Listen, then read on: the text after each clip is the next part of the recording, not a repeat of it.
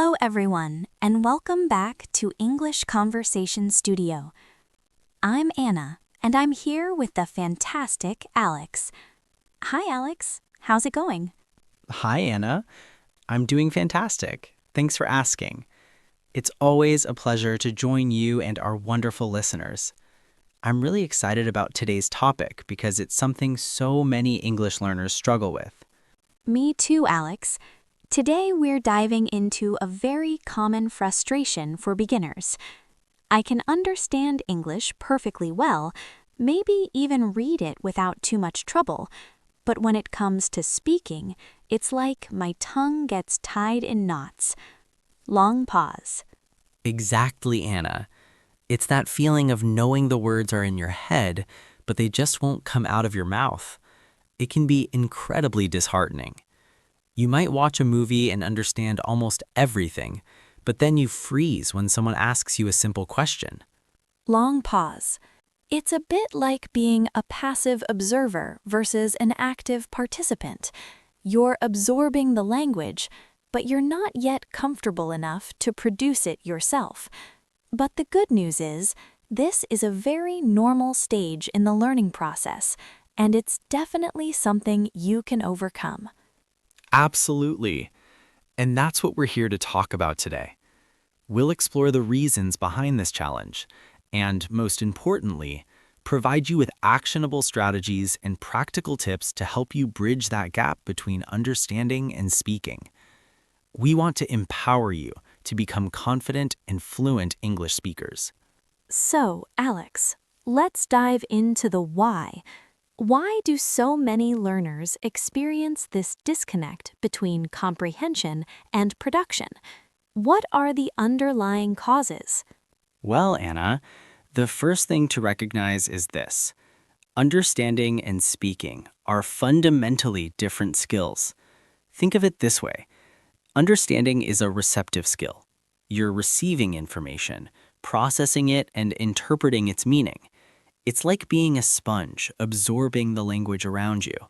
That's a great analogy, Alex. It's like when you're reading a book or listening to a podcast. Your brain is actively working to decode the words and sentences, but you're not required to actually generate any language yourself. Exactly. Speaking, on the other hand, is a productive skill. You have to actively retrieve words and grammar rules from your memory, organize them into coherent sentences, and then physically produce those sounds. It's a much more active process. It's like the difference between recognizing a beautiful piece of music and actually playing it on an instrument. You might appreciate the melody and harmony, but playing it requires a whole different set of skills and coordination. Precisely. And in the early stages of learning, we often spend significantly more time on receptive skills, listening and reading. Classroom settings, for example, tend to focus heavily on grammar and vocabulary, which are crucial, but they don't always provide sufficient opportunities for speaking practice. That's so true. You might spend hours studying verb conjugations and memorizing word lists, but if you don't actually practice using those words in spoken sentences, you're not developing the necessary muscle memory for speaking. Another major factor is the fear of making mistakes. It's a very common psychological barrier. Many learners, especially beginners, are terrified of sounding silly, getting the grammar wrong, or being misunderstood. This fear can lead to paralysis, where they simply avoid speaking altogether. It's understandable. We all want to make a good impression. But with language learning, you have to embrace the fact that mistakes are inevitable. They're not failures, they're valuable learning opportunities. Absolutely. And often, it's also a matter of confidence. You might actually know more English than you think, but you lack the self-assurance to use it. You're hesitant to put yourself out there, to take that leap of faith and start speaking. It's like standing on the edge of a pool knowing you can swim, but being afraid to jump in. You have to take that plunge to truly develop your skills. Okay, So let's get down to brass tacks. What practical steps can beginners take to overcome this "I understand but I can't speak" hurdle? Let's equip them with some actionable strategies. First and foremost, start incredibly small. Don't put pressure on yourself to have long, flowing conversations right away. Begin with the absolute basics: simple phrases, greetings, and introductions. Hello, how are you? What's your name? Nice to meet you. Master these building blocks first. That's excellent advice. It's about building a solid foundation. And hand in hand with that, practice consistently, even if it's just 10 or 15 minutes each day. Consistency trumps intensity. Short, regular bursts of practice are far more effective than sporadic marathon study sessions. Exactly. It's like going to the gym. You wouldn't expect to lift heavy weights on your first day. You start with lighter weights and gradually increase the intensity as you get stronger. Language learning is the same. And find opportunities to speak wherever you can. If you have access to a language partner, whether online or in person, that's fantastic. But if not, don't despair. Talk to yourself. It might sound silly, but it's incredibly effective. Absolutely. Describe what you're doing throughout the day. I'm making coffee. I'm reading a book. I'm going for a walk. Narrate your actions. Describe what you see around you. I see a blue car. The sun is shining. The birds are singing. Plan out your day aloud. Tomorrow, I'm going to the supermarket. Then I'm going to meet a friend for lunch. And this is crucial. Don't be afraid to make mistakes. I cannot emphasize this enough. Everyone, and I mean everyone, makes mistakes when learning a language. It's an unavoidable part of the process. In fact, mistakes are incredibly valuable because they highlight areas where you need to improve. Think of mistakes as feedback. They're telling you, hey, this is something you need to work on. Instead of getting discouraged, embrace them, learn from them, and move on. And shift your focus from perfection to communication. Your primary goal, especially as a beginner, is not to speak like a native speaker. It's to be understood. Can you convey your message effectively? Can you get your point across? That's what matters most. Don't get bogged down in trying to use perfect grammar or complex vocabulary. Simple, clear communication is key.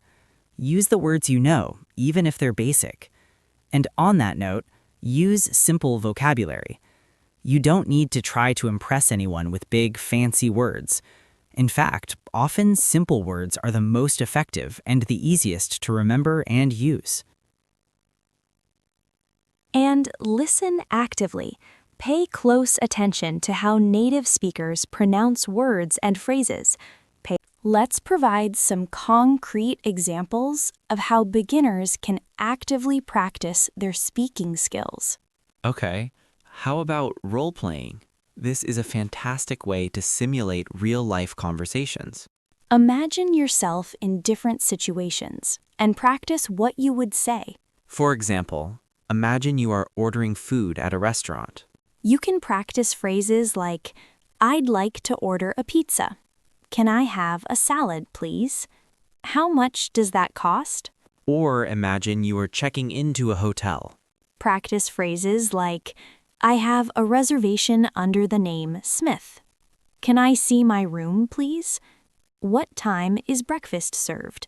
Another situation could be meeting someone for the first time.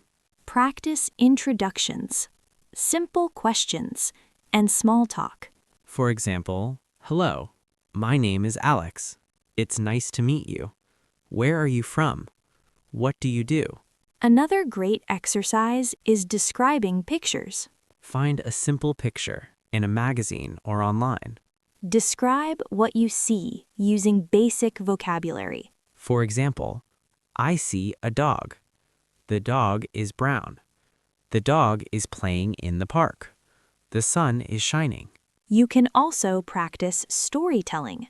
Tell a short and simple story. It can be something that happened to you today, or a made-up story. For example, yesterday I went to the beach. I swam in the sea. I ate ice cream. It was a good day. Answering simple questions is also very helpful. Practice answering questions about yourself, your hobbies, and your daily life. What is your favorite color? My favorite color is blue. What do you do in your free time? I like to read books and listen to music. And finally, shadowing. Shadowing means listening to English and repeating what you hear. Try to copy the pronunciation, the rhythm, and the pauses. This helps you sound more natural and more confident. Remember, learning to speak English takes time. Be patient with yourself. Every small step is progress. Don't be afraid of mistakes. Mistakes help you learn. Your goal is communication, not perfection. Speak every day, even for a few minutes. Consistency is more important than speed. If you enjoyed this lesson, please subscribe to English Conversations Studio. Like this video, share it with your friends, and leave a comment. Tell us where you are from and why you are learning English. Thank you so much for learning with us today. Keep practicing. Stay confident. See you in the next lesson. Goodbye, everyone.